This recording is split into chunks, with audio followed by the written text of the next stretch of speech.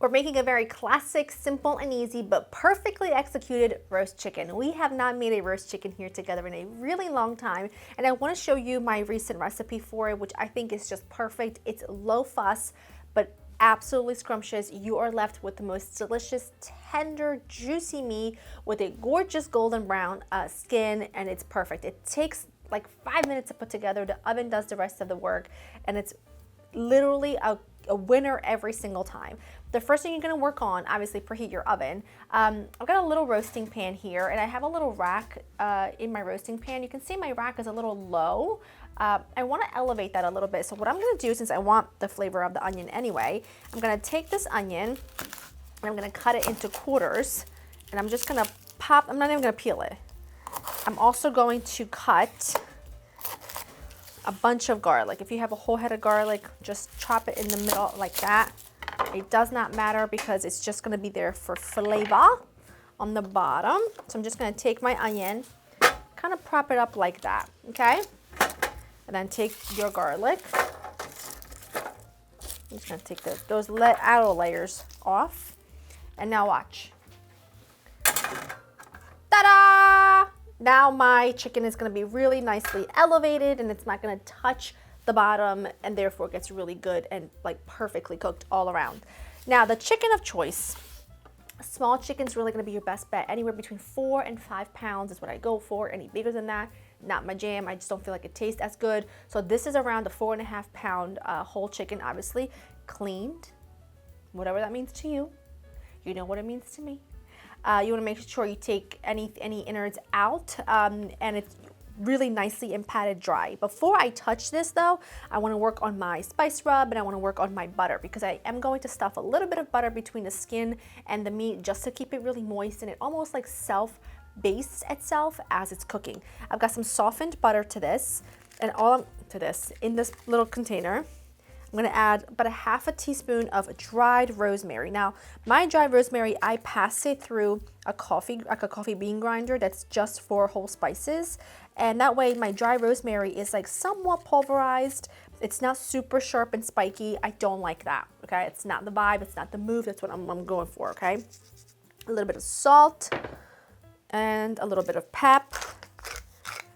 Give that a little mix, and now you have your butter ready. And now to sprinkle all over for incredible flavor that will go so far, what I have in here is a teaspoon each rosemary, garlic, onion, paprika, and then I have a half a teaspoon of black pepper, and I'm going to do about a teaspoon roughly, perhaps a bit more, because I can handle it. It's a big bird, of salt.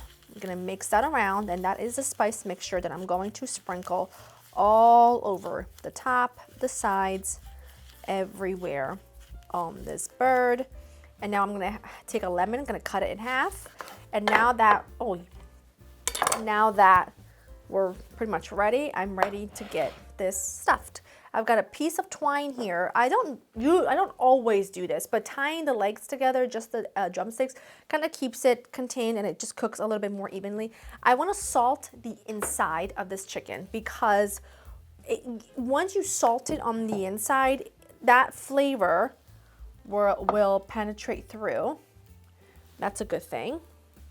Take your lemon, pop it in there like that. You're gonna loosen the skin from the breast. Do this carefully. You can also just take your spoon and let that help you like that. See how I'm doing it really, really gently. I shared this in a Reels, and someone messaged me, and they wrote me a long paragraph, which I love to read, and they said, this right here is the most helpful thing that they've ever seen done on a food channel or television, because their fingers aren't long enough to go the way through. And I don't know why that made me laugh, but I'm glad. You take a spoonful of your butter mixture, and then you just hold on to the skin at the end, and then just have the spoon help you push that butter all the way. And this is gonna seep all the way in here, and it's gonna leave you with the most succulent chicken ever. Believe me, there's something about a roast chicken that on a winter day, on a summer day, on a spring day, like, it doesn't matter what the weather condition, it always is gonna hit just right. So It's one of those things that you should definitely perfect, and this method I think is pretty spot on.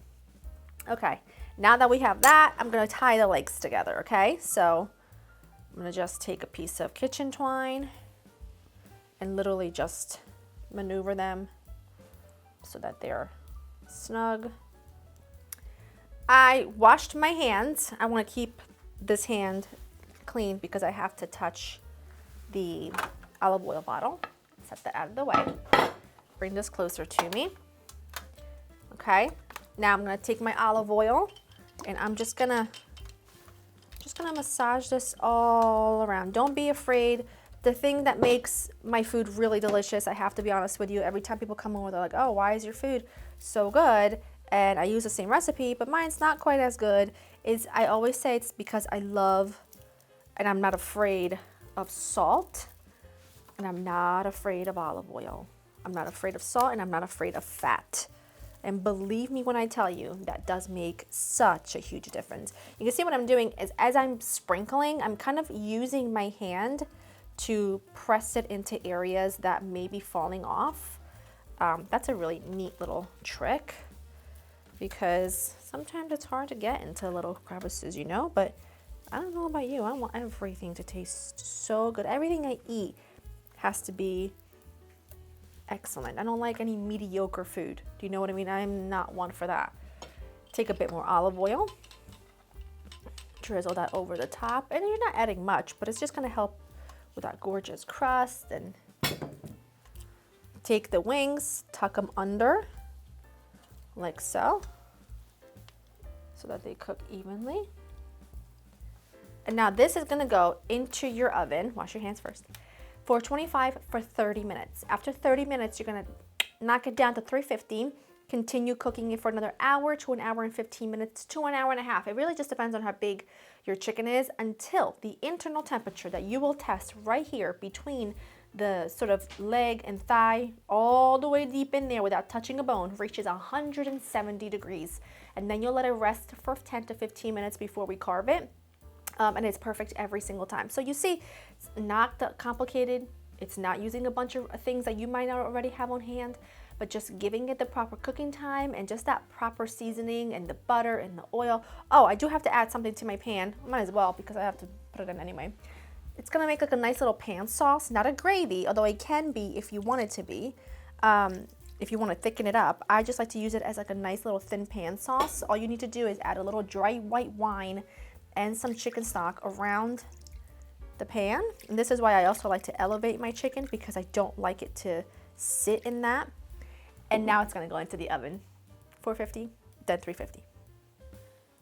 That is a gorgeously, perfectly roasted chicken. The internal temperature is 170. Mine was in the oven at 450 for 30 minutes. Then I turned it down to 350 for exactly an hour. And look at those gorgeous pan juices that you're gonna be able to drizzle all over the top of everything. And if you want that to be a thick gravy, all you do is you pour these juices in a saucepan, bring them to a boil, and then you're just gonna add a cornstarch slurry to that, which is just cornstarch with a little bit of water. I would suggest 2 teaspoons of cornstarch to a couple tablespoons of water, and then it will thicken and it will be gorgeous. Season it with a little bit of salt if needed, maybe a squeeze of lemon at the end, and it's perfect. I like the juices because I'm gonna just pour all over the chicken.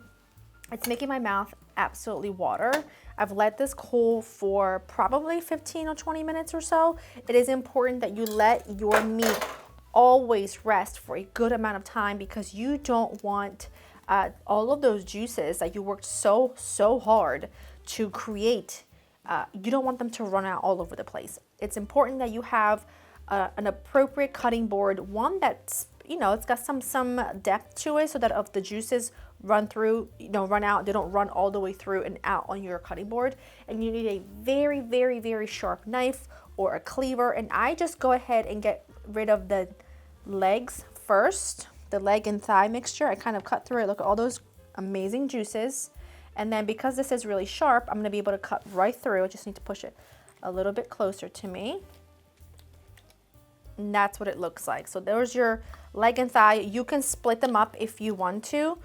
The little wing comes right off. And then the breast, now remember, this is a small chicken. This is not a turkey, so it's not gonna be massive because I don't love that. I don't want a huge chicken, I want a small chicken.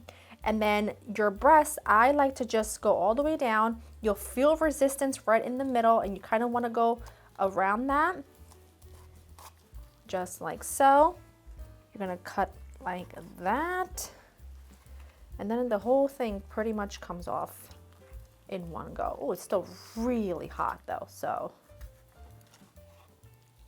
I like to cut the breast just like that. And I know that, you know, cutting poultry on camera is so not the most fabulous thing to do. It's certainly not the most neat thing to do, but you know, this is probably something you're gonna wanted to see.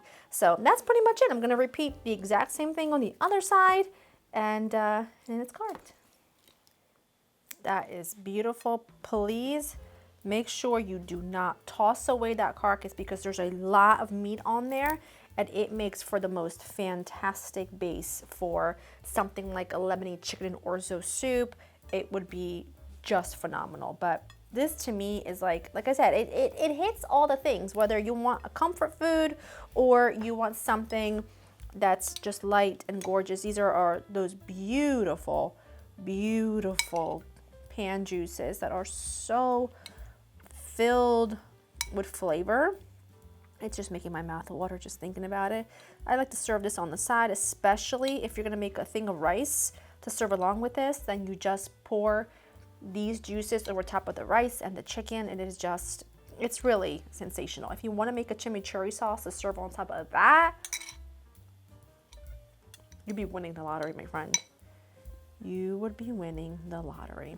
But that is it. It's gorgeous, it's easy, it's simple, and it's perfect every single time. I'm just gonna go for this piece right here just because, look at that. And it's just, mouth is watering. It's just like, it just falls apart. It's just so tender. It's so delicious. It's so flavorful, it's so tender. It's everything I want it to be. So make sure you go to laurainthekitchen.com for the written recipe. Check the description down below. Hope you've enjoyed spending time with me, and I will see you in the next one. Bye. That is so delicious.